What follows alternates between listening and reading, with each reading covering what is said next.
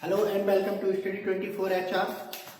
तो पिछले सेशन में हमने जो स्टार्ट किया था राइज ऑफ रीजनल पावर्स, देसी रियासतों का उदय, जिसमें हमने बंगाल को पढ़ लिया था, इन डेप्थ डिस्कस कर लिया था कि कैसी सिचुएशन में जो बंगाल था उसको ऑटोनोमस घोषित किया गया, किसने किया और उस ड्यूरेशन में क्या होता है। प्लासी का युद्ध, सिराजुद्दौला, घसीटी बेगम, बक्सर का युद्ध 1764, इलाहाबाद की संधि 1765, रॉबर्ट क्लाइव, हेक्टर मुनरो, ये सब हमने इन डेप्थ डिस्कस कर लिया था। और हमने ये भी डिस्कस कर लिया था कि कैसे जो अंग्रेज हैं उन्होंने एक तरह से जो डायरेक्ट कंट्रोल है वो हासिल करना शुरू कर दिया इंडिया का। तो देसी रियासतों के उदय के क्रम में हमारी जो दूसरी सबसे इंपॉर्टेंट रियासत आती है वो है अवध।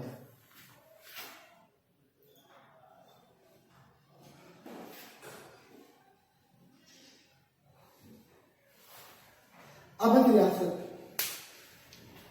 मुगल साम्राज्य का एक इम्पोर्टेंट हिस्सा, क्योंकि अकबर के टाइम पे जब उसने इलाहाबाद की तरफ वो अपना जो राजधानी को जब लेके गया, उन्होंने इलाहाबाद का जो किला बनाया वहां पे, तो उस क्रम में जो अवध था एक महत्वपूर्ण हॉल्ट हो जाता था।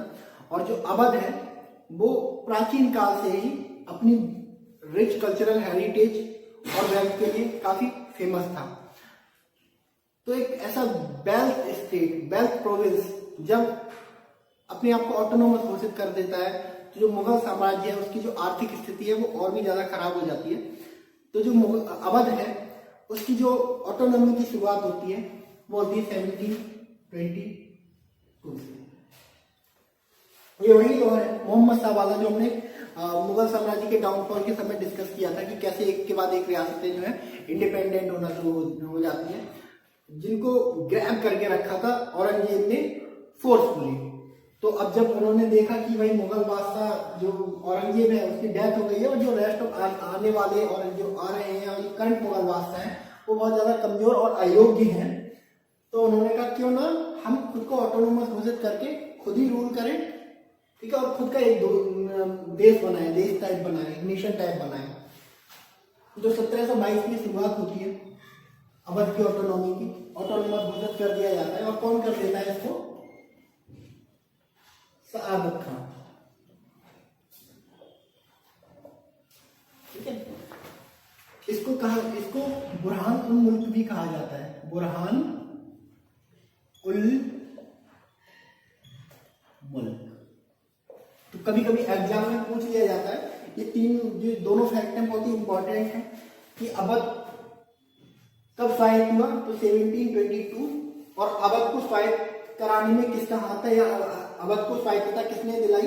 तो कभी कभार तो एक नाम पूछ लेता है और कंफ्यूज हो जाते हैं लोग कि आप शाहरुख खान पढ़ के जा रहे हैं, लेकिन उन्होंने पूछ लिया बुरहानुल मुल्क, ठीक है। कभी बुरहानुल मुल्क पढ़ के जा रहे हैं और किसी ने शाहरुख खान पढ़ के रखा होता है तो बड़ा कंफ्यूजन होता है, आपके लिए क्वेश्चन गलत हो जाता है। तो जो शाहरुख खान जो था नाम था और बुरहान उल मुल्क ये उसका एक टाइटल था, ठीक है। तो दोनों ही सेम है। तो शाहरुख खान के नेतृत्व में अवध जो है स्वायत्त हो जाता है और वो अपनी एक अलग सेना और अपना जो बेल्ट है इकट्ठा करना शुरू कर देते हैं। लेकिन इनिशियली मैंने जैसे आपको बताया कि एकदम से ऑटोनॉमी किसी को नहीं मिली या एकदम से ऑटोनॉमी हासिल करने की किसी ने कोशिश नहीं करी। मुगल सम्राट को जो था नजराना भेजा जाने लगा। मुगल नजराना का मतलब भी मैंने आपको बताया था, नजराना एक गिफ्ट टाइप होता था जिसमें सम अमाउंट ऑफ मनी, कुछ पैसा या कुछ अनाज वगैरह या कुछ कीमती वस्तुएं थी जो मुगल सम्राट को प्रतीक के तौर पर भेजी जाती थी, जो मतलब जो दिखाती थी कि हाँ कि हम आपके प्रोटेक्शन के अंडर हैं। तो शाहरुख खान के टाइम पे ये सब जारी रहा, लेकिन शाहरुख खान ने ऑटोनॉमी जब घोषित कर दी तो हमेशा उसको एक डर लगा रहता था कि कहीं मुगल साम्राज्य दोबारा से उठकर खड़ा ना हो जाए या कोई ताकतवर मुगल सम्राट ना आ जाए जिससे कि जिसकी ऑटोनॉमसता है, स्वायत्तता है, वो खतरे में पड़ जाए। इसी क्रम में क्या है वो षड्यंत्र करना शुरू कर देता है और उसको फाइनली जो मौका मिलता है 1739 के बीच में उसको मौका मिलता है। 1738 1739 में क्या होता है कि नादिर शाह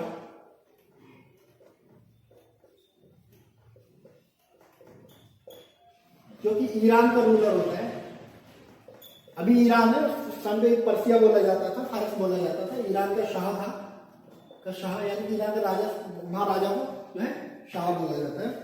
इसको निमंत्रण दे देता है, इसको निमंत्रण दे देता है और वो बोलता है कि यहाँ कहाँ तुम भाई ईरान में पड़े हुए हो, यहाँ आओ, दिल्ली पे आक्रमण करो, काफी सारा पैसा मिलेगा और अगर तुम चाहो तो यहाँ पे रूल भी कर सकते हो। अपनी टर्म एंड कंडीशन क्लियर रख देता है कि भाई हमें तो ऑटोनोमस रहना है। तो इस तरह से वो नादिर शाह को निमंत्रण देता है। फाइनली क्या होता है 1739, डेट आप नोट कर लेंगे, याद कर लेंगे, 1739 नादिर शाह आक्रमण कर देता है हिंदुस्तान पे और दिल्ली के निकट करनाल में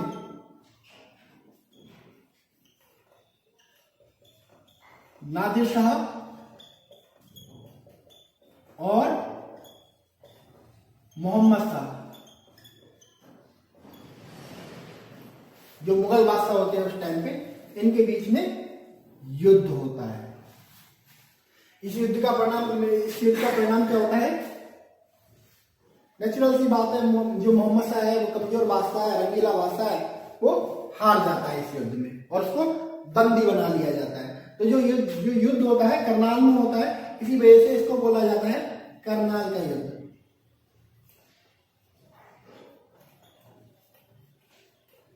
करनाल का युद्ध, तो करनाल का युद्ध जब मुगल सेना हार जाती है, नादिर शाह मोहम्मद शाह को कैद कर लेता है और दिल्ली ले जाता है। उसके बाद दिल्ली में जाके जो वहां कत्लेआम मचाया जाता है, जो लूट करी जाती है, जो हत्या, बलात्कार, लूट के जो होते हैं, पूरी दिल्ली को जो है तहस नहस कर दिया जाता है। अब होता क्या है,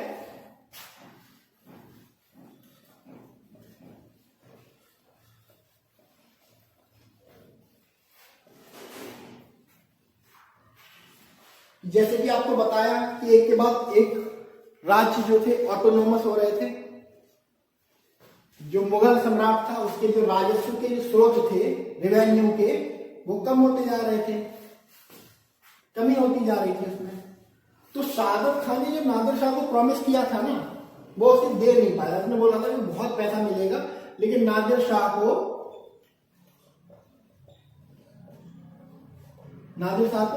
उतना पैसा नहीं मिलता जितना उसको प्रॉमिस किया गया होता है।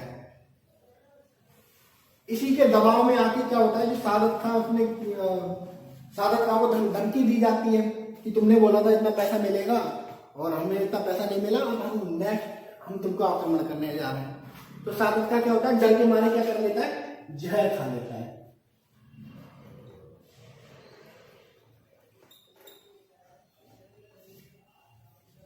डेथ हो जाती है। तभी तो हमने देखा होगा कि नादिर शाह को जो मिलता है ना वो ले जाता है।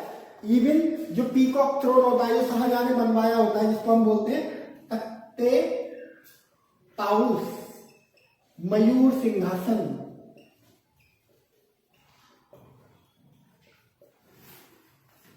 पीकॉक थ्रोन,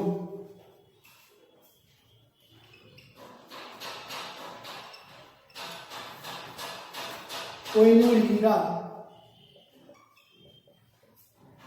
यानी कि जो उसको प्रीशियस चीज मिलती है ना, वो मुगल बादशाह से छीन के ले जाता है और चला जाता है।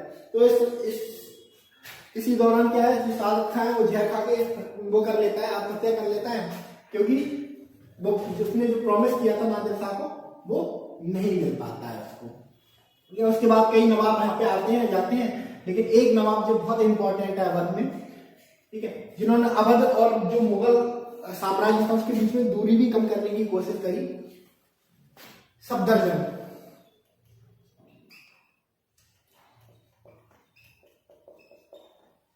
जो लोग यहाँ दिल्ली में आसपास रहने वाले होंगे उन्होंने सुना होगा, एक बड़ा प्रोमिनेंट हॉस्पिटल है सफदरजंग हॉस्पिटल, ठीक है।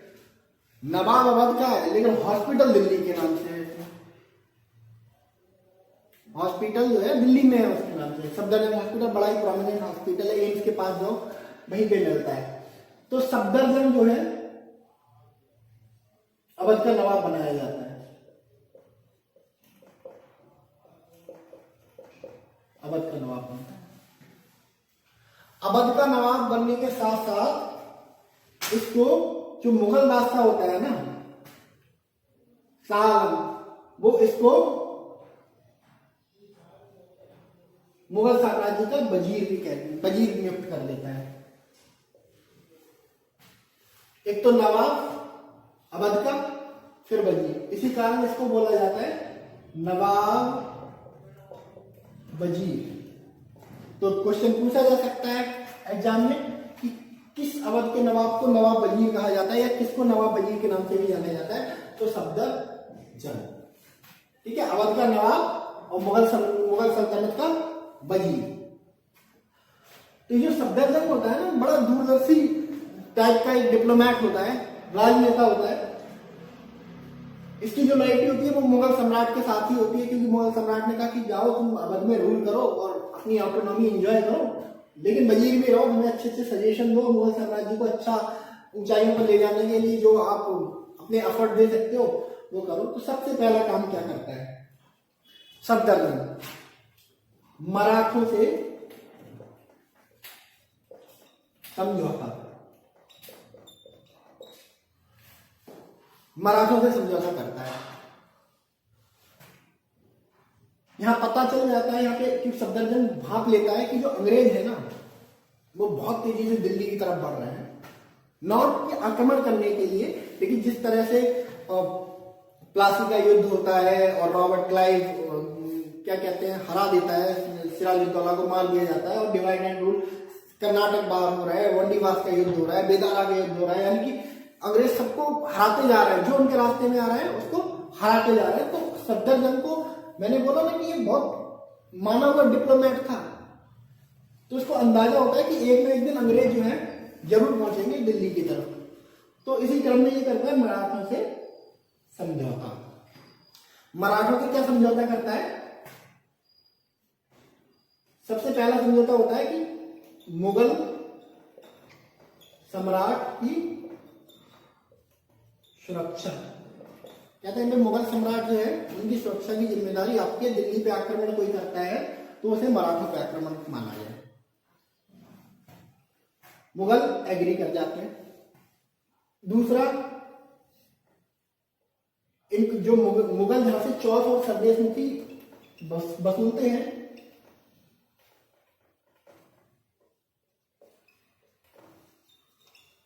चौथ सरदेशमुखी, जब हम मराठा इसको पढ़ेंगे डिटेल में तब हम जानेंगे। चौथ और सरदेशमुखी एक तरह के टैक्स होते हैं, ठीक है, जो मराठे वसूलते हैं उन जगहों से या उन राज्यों से जिनको वो प्रोटेक्शन देते हैं कि भाई हमें चौथ और सरदेशमुखी दे दे रहा हूं, हम तुम्हारे राज्य पे आक्रमण नहीं करेंगे। तो ये जो चौथ और सरदेशमुखी का जो इनका एरिया है वो बढ़ा दिया जाता है।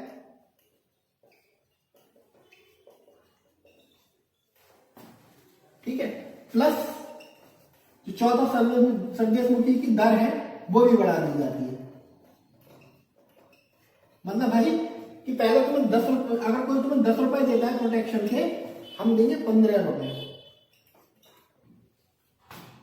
ठीक है, लेकिन एश्योरेंस दो कि ना तो तुम दिल्ली पे आक्रमण करोगे, ठीक है, दिल्ली पे आक्रमण तो तुम करोगे ही नहीं, उसके साथ साथ दिल्ली पे अगर कोई आक्रमण करता है ना तो तुम उसको भी रोकोगे अपना दुश्मन समझ के।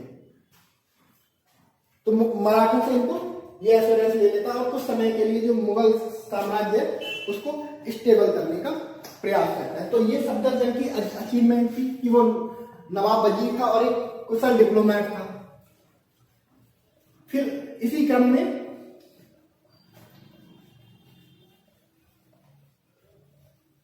एक और नवाब है अवध के जो अपनी कल्चरल हेरिटेज के लिए बड़े फेमस हैं। इनका नाम है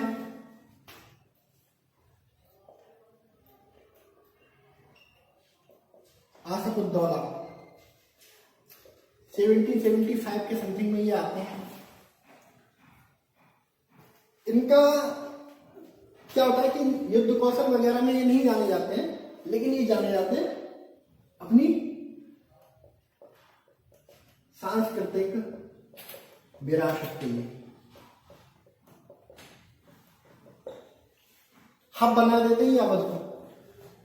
इनकी अचीवमेंट जो अभी मॉडर्न डे लखनऊ आप देख रहे हैं ना, लखनऊ इन्होंने ही बनाया बताया था, ये मॉडर्न डे लखनऊ, ठीक है। लखनऊ के अंदर छोटा इमामबाड़ा, बड़ा इमामबाड़ा,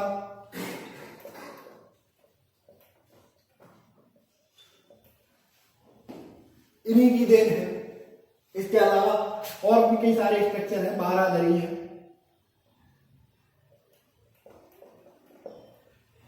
बहुत सारे बन रहे हैं।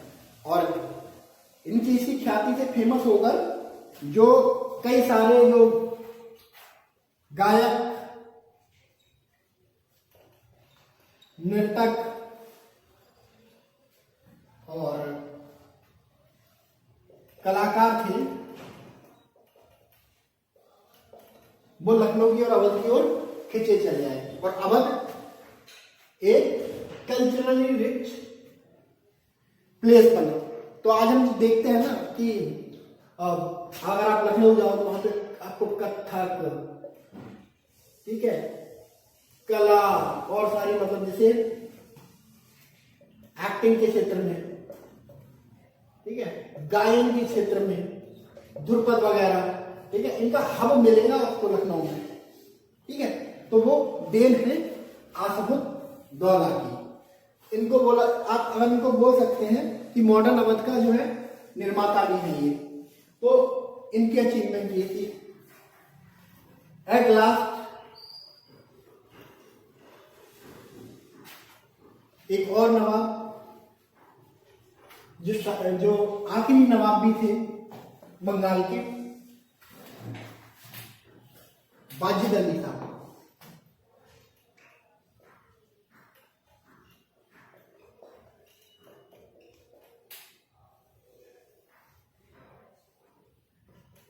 अठारह सौ 56-57 तक ये अवध के नवाब रहे, ठीक है। कोई युद्ध में इंटरेस्ट नहीं, ठीक है, ना अपनी सीमा बढ़ाना है, ना लोगों से ज्यादा टैक्स वसूल करना, बड़े लीनियंट आदमी, शायर थे, नर्तक थे। इन्हीं दो चीजों में इनका सबसे ज्यादा मन लगता था। शायर थे और एक अख्तर पिया के नाम से, अख्तर पिया के नाम से जो थे शायरियां करते थे। अपनी जो आजकल आपने देखा होगा ना कि शायर लुधियानवी, अकबर फिरोज मलिहाबादी, तो जो एक शायर होता है ना वो अपने टाइटल होल्ड करके रखता है। तो इसी तरह जो वाजिद अली साहब है वो भी एक अख्तर पिया के नाम से शायरी लिखते थे। हाँ, जैसे कोई शायरी लिखी उसके नीचे अख्तर पिया लिखा रहता था, वाजिद अली साहब नहीं लिखा रहता। कोई भी शायर हमें कभी अपना असली नाम रिवील नहीं करता है। जैसे आप आज के जमाने में हम देख सकते हैं, सबसे लेटेस्ट एग्जाम्पल अगर आप देखना चाहो तो आपने देखे होंगे मनोज मुंतसिर। बहुत सारे गाने इन्होंने लिखे हैं, तेरी मिट्टी में मिल जावा भी, जो एक अक्षय कुमार की मूवी आई थी उसमें लिखे। जो मुंतसिर है ना, इनका नाम कुछ और है। ये जो मुंतसिर यूज है ना, इनका शायर नेम है, इस नाम से शायरियां करते हैं, ठीक है। एक आपने सुने होंगे राहत इंदौरी, ठीक है, इनका नाम कुछ और है लेकिन शायरियां करते हैं राहत इंदौरी के नाम से, ठीक है। ऐसे ही वाजिद अली साहब का था। तो कोई इनको इतना इंटरेस्ट नहीं था अपनी सीमाएं बढ़ाने में या बंगाल की ऑटोनॉमी में। लिव एंड लेट लिव वाली सिचुएशन थी इनकी।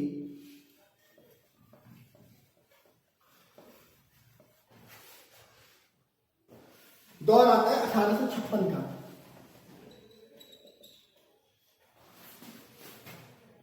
कमजोर, युद्ध करना आता नहीं है, अंग्रेजों ने फायदा उठाया।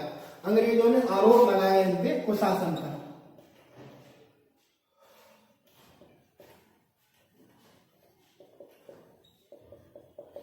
कुशासन का आरोप मतलब कि इन्हें शासन करना नहीं आता, ये अवध को नहीं चला पा रहे और इनको जो नवाब के पद से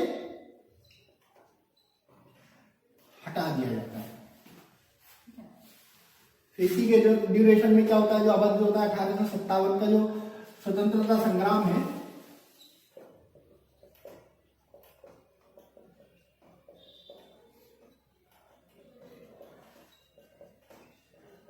शामिल हो जाता है।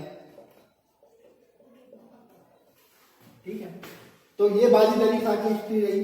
और इनके टाइम पे इनकी जो आसफुद्दौला जहां अपने इंफ्रास्ट्रक्चर के लिए जाना जाता है, कल्चरल हेरिटेज के लिए जाना जाता है, वही जो वाजिद अली शाह है ना, वो जाने जाते हैं आपकी एक कहते हैं हिडन आर्ट जिसको हम बोलते हैं, जैसे गायन। ठीक है, ध्रुपद का बहुत विकास होता है, जो ध्रुपद गायन है उसका बहुत ज्यादा विकास होता है। उसके साथ ही नर्तन, कथक, मॉडर्न जो कथक जो हम देखते हैं ना, वो इन्हीं की देन है। जो कथक हमारा one of the 8 classical dance है इंडिया में, 8 क्लासिकल डांस है, उनमें से एक कथक है, वो सिर्फ इन्हीं की देन है। इन्होंने क्या किया, ध्रुपद और कथक का मेल करवाया। ठीक है, कथक, हालांकि कथक का थोड़ा ह्रास हुआ। कथक पहले क्या होता था, केवल मंदिरों तक सीमित था। ठीक है, ये ऐसे दरबारों तक लेके आए। तो पहले जो कथक एक तरह से पूजा पाठ और भगवान को याद करने से रिलेटेड था, वो क्या था, अय्यासी की चीज बन गई, ऐसो आराम की चीज बन गई, मनोरंजन की चीज बन गई। तो ये वाजिद अली शाह की जो थी अचीवमेंट थी, ध्रुपद और गायन। इसके साथ ही जो आखिरी बादशाह थे, प्रशासन का आरोप लगा के उनको हटा दिया जाता है, और इसी यहीं से शुरू होती है 1857 के स्वतंत्रता संग्राम की कहानी। तो ये था हमारा अवध। अवध के बाद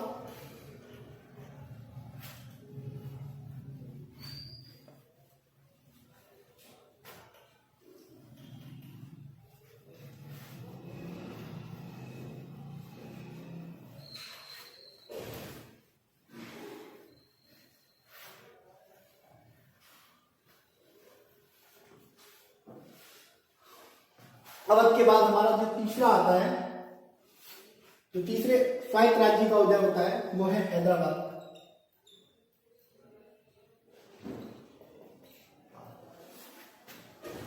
कब, 1724। सब मोहम्मद शाह के टाइम पे ही हो रहा है।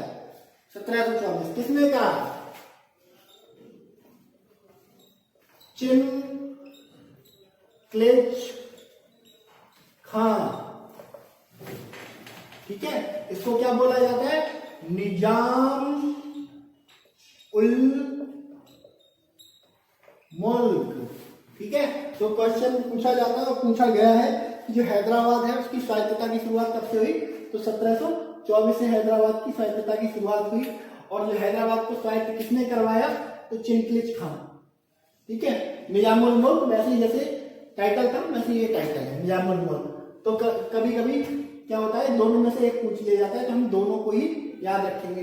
चिंगलेज खान नाम था, निजामुल मुल्क टाइटल था।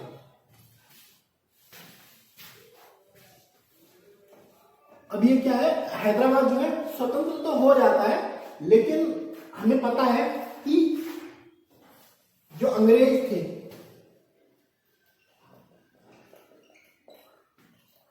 फ्रांसीसी थे, डचेस थे। ठीक है, ये शक्तियां थी। सबसे पहले क्या था, साउथ से आई थी, कालीकट के थ्रू आई थी। तो इतना ज्यादा टर्मोइल था कि ये जो स्वायत्तता थी चिंगलेज खान के द्वारा लाई हुई, ये बहुत ज्यादा दिनों तक नहीं टिक पाई। चिंगलेज खान ने कुछ दिनों तक इसकी स्वायत्तता को बरकरार रखा, लेकिन चिंगलेज खान की डेथ के बाद क्या था कि जो उसके उत्तराधिकारी थे वो लड़ने लगे आपस में। अब जिसको फ्रांसीसियों की सहायता ले मिली, वो उसने फ्रांसीसियों की सहायता लेनी शुरू कर ली। जिसने डचों की सहायता लेनी उसने डचों की सहायता लेनी शुरू कर दी। जिसने अंग्रेजों की सहायता लेनी थी उसने अंग्रेजों की सहायता लेनी शुरू कर दी। अब क्या हुआ कि कोई सहायता लेने आ रहा है तो इन्होंने सहायता दे दी, इन्होंने सहायता दे दी। अब क्या था कि लड़ दो उत्तराधिकारी रहे, लेकिन उनकी तरफ से लड़ कौन रहे, या तो डच और फ्रांसीसी लड़ रहे हैं। या फ्रांसीसी और अंग्रेज लड़ रहे हैं या अंग्रेज और डचीज लड़ रहे हैं। तो यहीं से क्या होता है, कॉन्फ्लिक्ट शुरू हो जाता है। हैदराबाद ही एक ट्रिगरिंग पॉइंट होता है जहां से जो विदेशी जो ताकतें हैं जो भारत में आ रही थी उनका क्लैश शुरू हो जाता है। और ये क्लैश कहां से शुरू होता है, उत्तराधिकारी के युद्ध में, कि एक ने दूसरे को सपोर्ट कर दिया, किसी एक उत्तराधिकारी को सपोर्ट कर दिया तो दूसरे ने किसी दूसरे उत्तराधिकारी को सपोर्ट कर दिया। तो यही अंग्रेजों की और फ्रांसीसियों के बीच में कर्नाटक वार शुरू हो जाती है।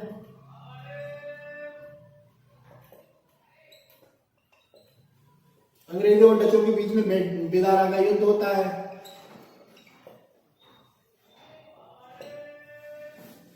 तो ये शक्तियां आपस में टकराने लगती है। तो हैदराबाद का बस हमको इतना ही याद रखना है कि 1724 में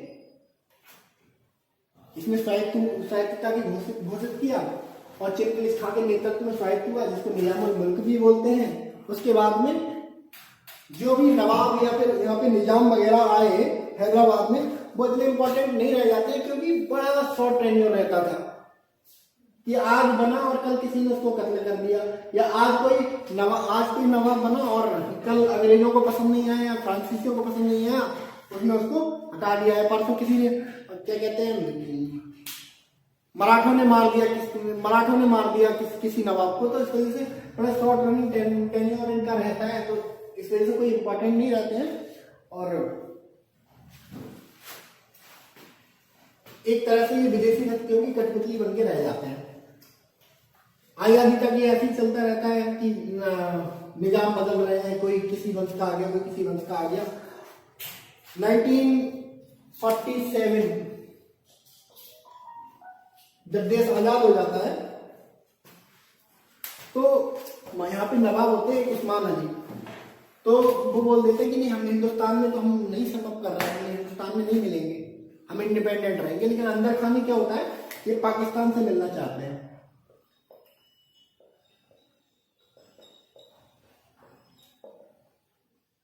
पाकिस्तान से मिलना चाहते हैं।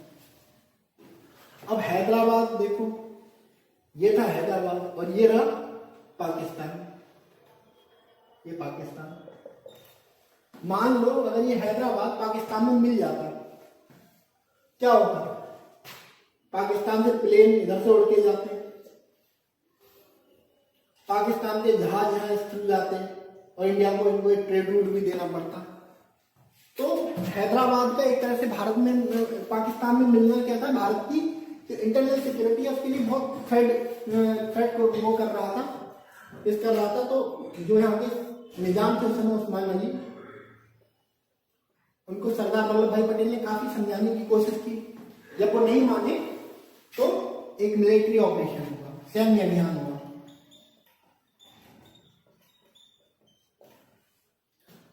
सैन्य अभियान हुआ जिसको नाम दिया गया ऑपरेशन पोलो। ऑपरेशन पोलो इसलिए नाम दिया गया कि उस समय जो हैदराबाद था ना, हैदराबाद में सबसे ज्यादा पोलो के जो थे स्टेडियम थे, पोलो ग्राउंड थे, शायद दुनिया में सबसे ज्यादा। तो इसी वजह से इसको पोलो ऑपरेशन पोलो नाम दिया गया। और जो भारत की सेना है वो एंटर करती है हैदराबाद में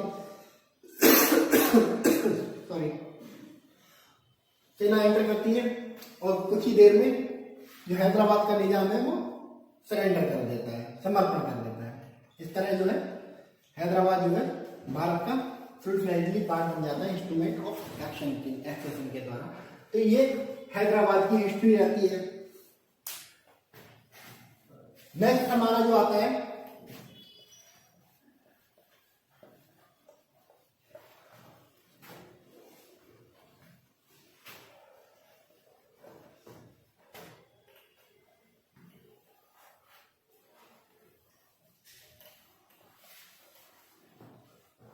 त्रावणकोर।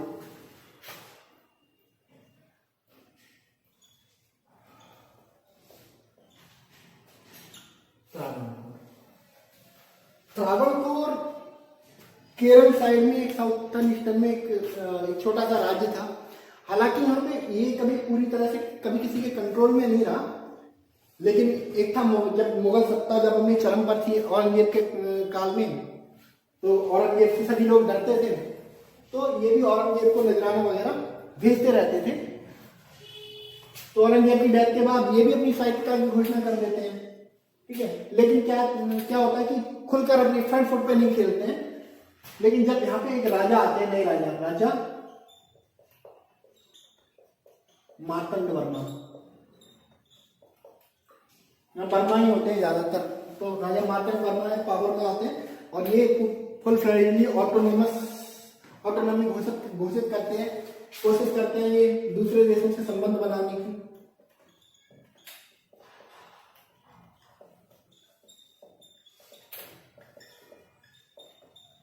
दूसरे देशों में अपने राजदूत भेजते हैं और एक जो डिप्लोमेटिक माइक है वो हासिल करने की कोशिश करते हैं। सेना को शक्तिशाली बनाने की कोशिश की जाती है।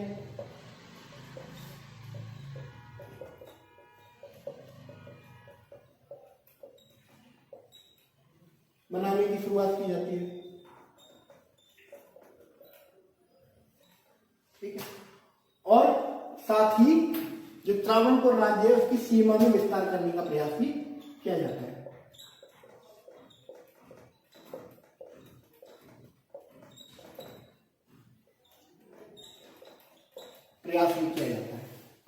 तो एक जो राजा मार्तंड वर्मा होते हैं ना, एक होलिस्टिक अप्रोच अपनाते हैं त्रावणकोर को लेके, कि देखो कितना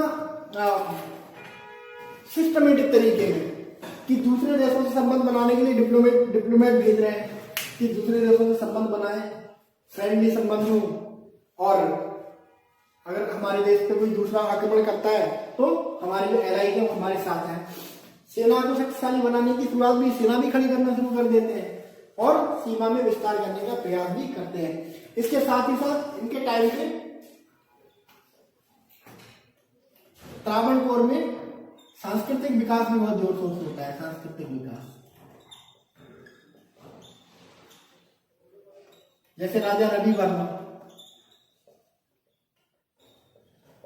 राजा रवि वर्मा जैसे जो पेंटर थे, जिनको राजा रवि वर्मा को क्या बोला जाता है, भारत का Leonardo da Vinci. Leonardo da Vinci जानते हैं ना, यूरोप के बहुत फेमस पेंटर थे। बहुत सारी इन्होंने पेंटिंग अपने टाइम पे बनाई है और एक से एक लेजेंडरी पेंटिंग है, इसके लिए जाने जाते हैं लियोनार्डो दा विंची। जो रवि वर्मा थे उनको भी भारत का लियोनार्डो दा विंची कहा जाता है। रवि वर्मा क्या थे कि एक आम इंसान ही थे, लेकिन इनकी जो पेंटिंग कला थी, यानी कि जिस तरह की पेंटिंग बनाते थे, हाई क्वालिटी पेंटिंग, और जिसमें फ्यूजन करते थे ये इसका इंडो और इंग्लिश शैली का लाजवाब पेंटिंग बनाते थे। उससे खुश होकर जो त्रावणकोर के राजा थे उन्होंने इनको राजा की उपाधि से नवाज दिया, ठीक है। तो ये त्रावणकोर की हिस्ट्री रही राजा मार्तंड वर्मा के नेतृत्व में। यहाँ पे बहुत ज्यादा विकास हुआ। नेक्स्ट सेशन में हम लोग डिस्कस करेंगे मैसूर के बारे में, थोड़ा बड़ा है और थोड़ा इम्पोर्टेंट भी, इन डिटेल में उसको डिस्कस करेंगे, इसलिए उसके लिए एक लेक्चर लगेगा, तो हम वो नेक्स्ट सेशन में डिस्कस करते हैं। आज के लिए इतना ही। Thank you very much.